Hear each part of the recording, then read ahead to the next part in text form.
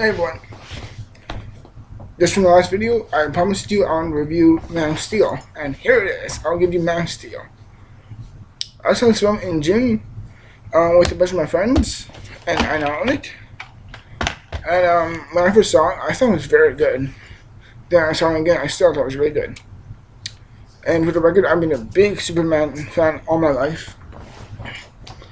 And I'm just saying right here, right now, either people online, people either love or hate this movie. And by the end of the video, I'll tell you where I'm at in that scale. Now, I want to tell you something. I hated the last Superman movie. Superman Returns by Bryan Singer is awful. It's so terrible. I really do hate it a lot. It had character flaws. You don't do that to Superman at all. But I'm kind of getting off focus here, but today I'm talking about Man of Steel, and I own it on DVD. Now, overall, what do I think of it? Well, here's what I thought. Basically, here's the story. Same story as any Superman. The planet of Krypton is something's wrong with it, and basically, they're trying to do something to the planet, like they're trying to get off it or something like that. But then Zod doesn't allow Jal-El to do that officially, and their son Kal-El. Their son is called Kal originally from that planet. That's his real name, and he is sung to Earth, and he is flown to Earth, and basically he grows up. And it eventually shows the progression from him being simple, but then he progresses and he grows into Superman, which he really was in the first place. And in the end, he has to face on General Zod, and there's a big epic fight and all. And that's the main story of it. Now this is where I'm really kind of spit on, is the casting. Henry Cavill, Amy Adams, Michael Shannon, and Diane Lane, in my opinion, are all really good. I think Amy Adams as Lois Lane is pretty good. Michael Shannon as Zod was good, but he wasn't like a really great performance. Like Tim Roth as Abomination or the Heath Ledger as a Joker.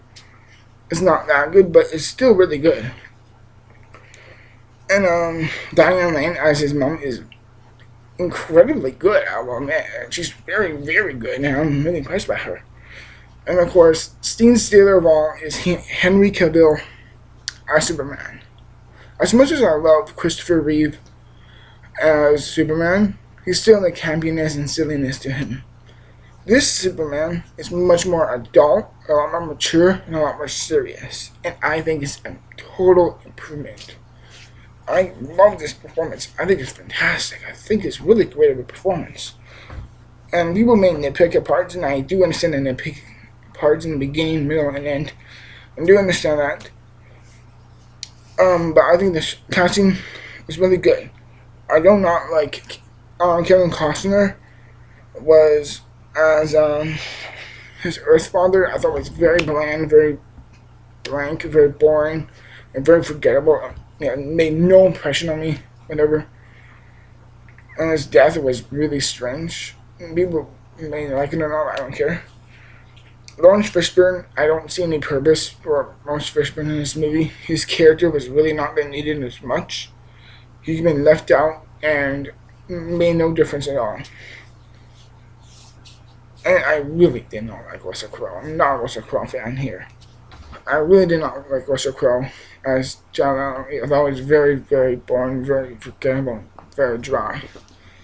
The story on parts does have very big problems. Like, there was some very heavy and very obvious symbolism, and some moments I think are really mixed up and really stupid. I really don't like it at all because there's some really terrible things they did to it.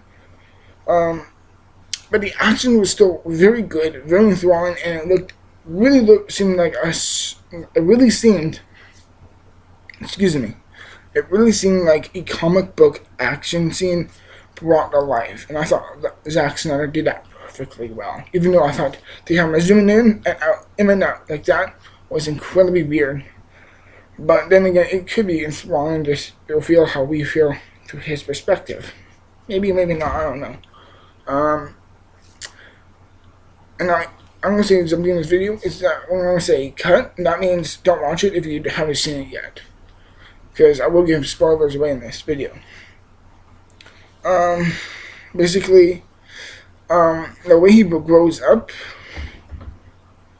I think is really mixed. In parts, he's like he's a kid, then he's an adult, then he's a teenager, then he's an adult, then he's younger again. And I do think it's really mixed up, really. But it's portrayed very good in a way that I actually really like in that sense. But it's still really jumbled up and it's hard to follow at parts. And there's some pretty unaccepting moments I don't like in it at all too. But in the end, okay, here's the poll. I'll say don't watch this because if you haven't seen Man of Steel yet, don't watch it at this point. From this point on. In the end, Superman and Zod are fighting. In the very end, he has him like in the headlock. He's like, "Don't do this. It's not you do it." And he's trying to do it, and then he just snaps his neck. People tend to not like that apart. Then he just gives up this huge lion type of roar. And I actually quite like that. It's very effective. It showed how much pressure and how much strength it took to really kill one of his own kind instead of killing a human. And that really does show how much his biggest weakness is actually humanity now. And this is a very good version of it. Of that and really well. And people tend not to notice this, but this is actually a brand new look at Superman. It really is, if you look at it in this way. This is actually a total brand new look at him.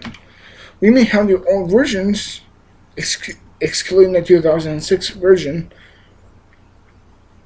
and the fourth, and the third. Just the first two. First two Man of Steel, in my opinion, are pretty good.